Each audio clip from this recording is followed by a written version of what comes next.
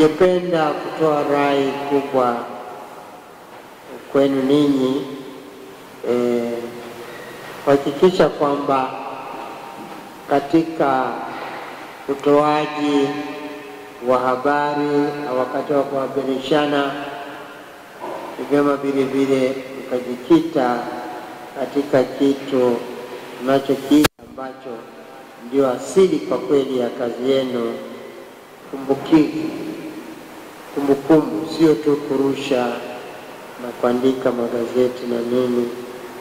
Lazima tufanye vile vile kuhakikisha kwamba tunakuwa na taarifa za kudumu za kuridhisha watu wengine, vizazi vinavyokuja.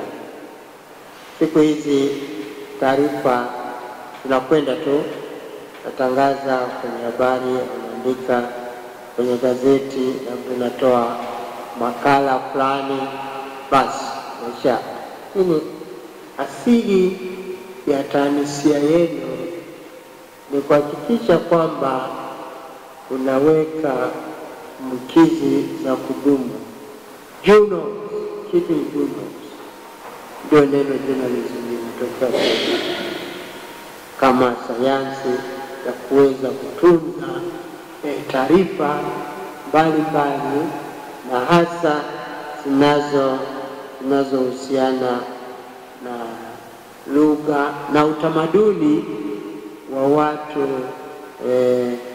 wenzenu au yale mambo ambayo yameshaonekana kwamba yamepitwa na wakati, lakini yalikuwa na ujumbe maalum kwa jamii husika. Kwa mfano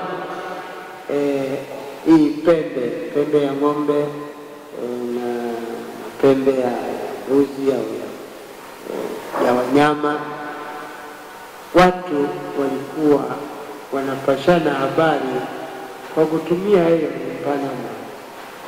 Lakini nadhani hakuna hata mahali ambapo maandiko yasipokuwa katika kitabu fulani. Hiyo nayo ilikuwa ni chombo cha kuhabarishana, chombo cha kutunza mila na desturi za watu. Walikuwa wanawasiliana na ngoma, ni chombo cha mawasiliano, walikuwa wanaitana kuhabarishana. Lakini vitu hivi karibu havina nafasi tena katika taanisia yenu. Mnaona ya kale imepitwa na wakati. Wakati ni ukuta, usitutenganishe mno, unaweza kupoteza hazina. Ningependa kuwauliza ni wanahabari wangapi wameshasoma kitabu hiki wakapoleta kutueleza anafanya documentation sana. Hapa kuna utamaduni wa Tanzania wa makabila yote yaliyomo katika nchi. Kuna hadithi zao na maelezo yao, na kuna aina ya sanaa ya maonyesho wanaweka katika kumbukizi ya vinyago ambavyo navyo vina ujumbe wake wanayehusika. Kwa maana wakati wa maelezo hii onyesha yeye naye ni sanaa, na watu hawa ambao kundi wanapaswa kuwa katika taanisia hii wakituonyesha mambo mbalimbali. Kwa hivyo humu unaona vitu mbalimbali walivyokuwa wanachonga kwa nini miaka na miaka, kila kabila na namna yake. Lakini ni hakika hata wale walioviona nini kitabu hiki haviku kwenye mapensheni na kusikioni. Kwa hivi mimi napenda niwashukuruni kwa kazi mnayoifanya. Nafanya kwa ujasiri mkubwa, lakini mtuwekee hazina katika kutengeneza documentation ya vitu mbalimbali. Itatusaidia na hata kwa kufundisha na wengine. Zamani tuliishije, fanya nini? mtu akifanya makusanya ya vitu hivi na kuviweka katika kava za namna hii, itakuwa ni kitu nzuri sana kwa wale watakao kuwepo na watakao kuja. Ni hazina. Hapo ndipo tutakuwa naweka hazina ya kanisa yenu kwa vizuri zaidi.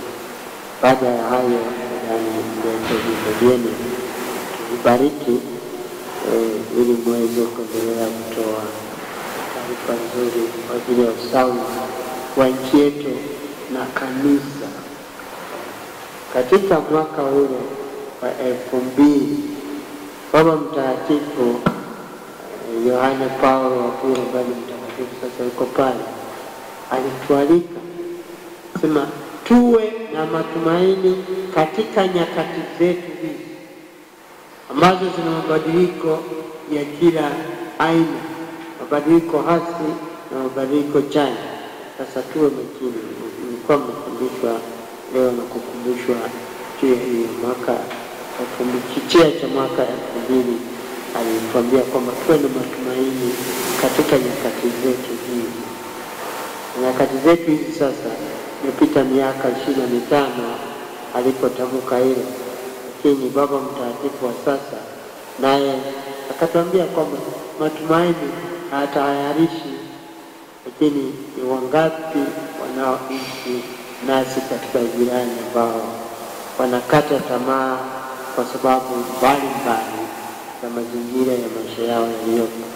Sasa sisi kama Wakristo tunapaswa kujengea matumaini mapya, kwa kuwa sisi wenyewe watu wenye matumaini, imani thabiti, matumaini sio tayarisha, na watu wenye mapendo wasiokitafuta.